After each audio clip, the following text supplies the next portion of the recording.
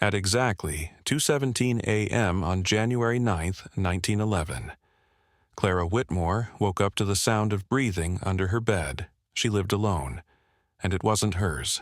Slow, heavy, controlled, like someone trying not to be heard. Clara didn't move, didn't breathe, because in that moment she understood something terrifying. This wasn't a noise. This was a presence, and it was right beneath her. The room was completely dark. The oil lamp beside her had burned out hours ago, leaving only a faint glow from a street lamp outside, barely slipping through the curtains. Shadows stretched unnaturally across the walls, bending with every slight movement of light. The breathing continued. Closer now. Deeper. As if it was matching her rhythm. Learning it. Clara's fingers slowly tightened around the bedsheet. Her heartbeat grew louder. Too loud. And then, a soft scrape. Fabric dragging across wood. Slow. Deliberate. Clara's entire body froze. This was real, and this was just the beginning.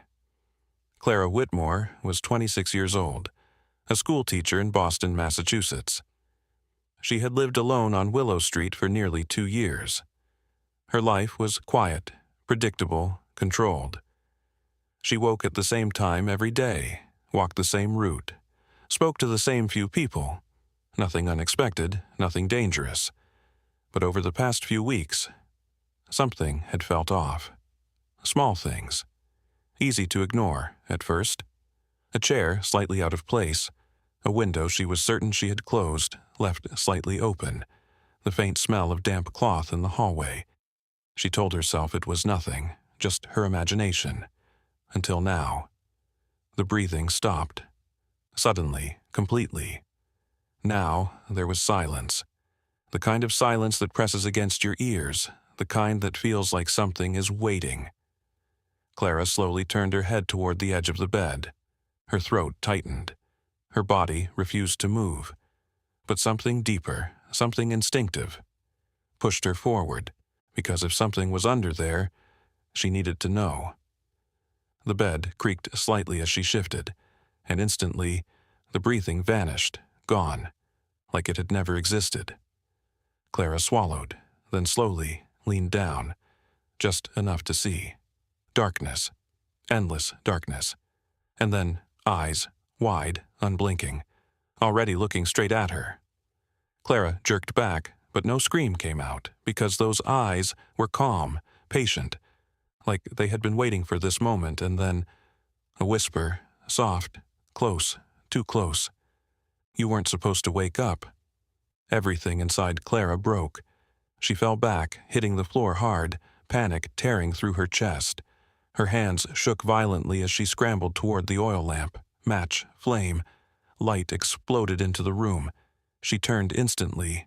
Nothing. No one.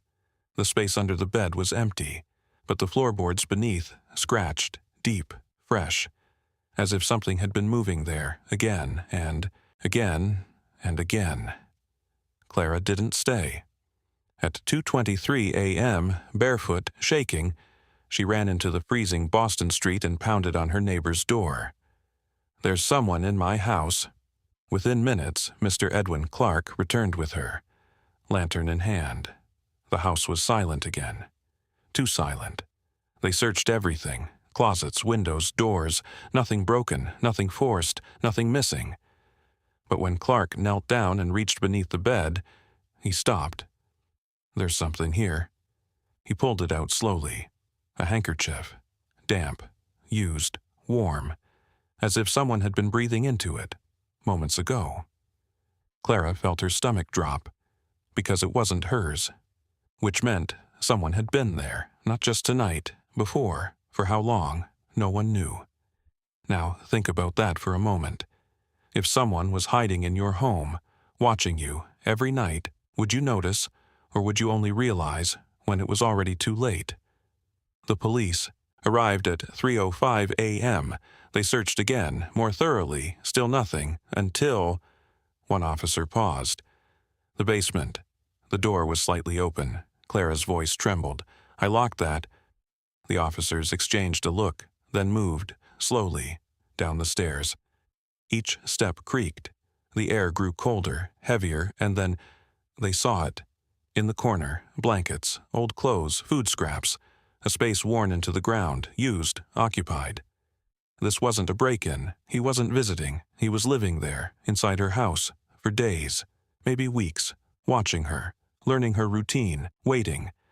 And on January 9th, he got closer, much closer. That's when everything changed. Because now it wasn't just fear, it was understanding. Clara hadn't been alone, not for a long time. By 4:10 a.m., officers found footprints outside, barefoot, leading into the alley, then gone. No suspect, no name, no direction, just gone. Days passed, no answers, no arrest. Clara never returned to that house. Within 3 days, she left everything behind. Clothes, furniture, her life, all abandoned. But this wasn't the end.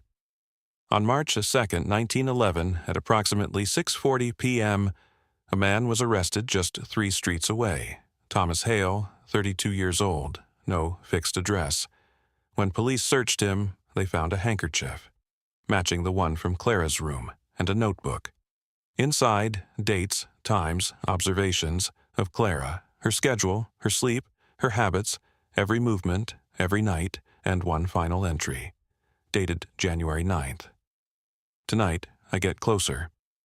No official record ever confirmed what happened next. Some say he confessed, some say he was declared insane, some say the truth was buried.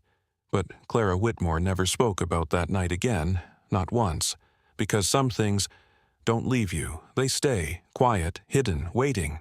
Because in the end, this wasn't just about someone under the bed. It was about something far worse. The realization that someone had been there the entire time, watching, breathing, learning, waiting. And the only reason she survived was because she woke up.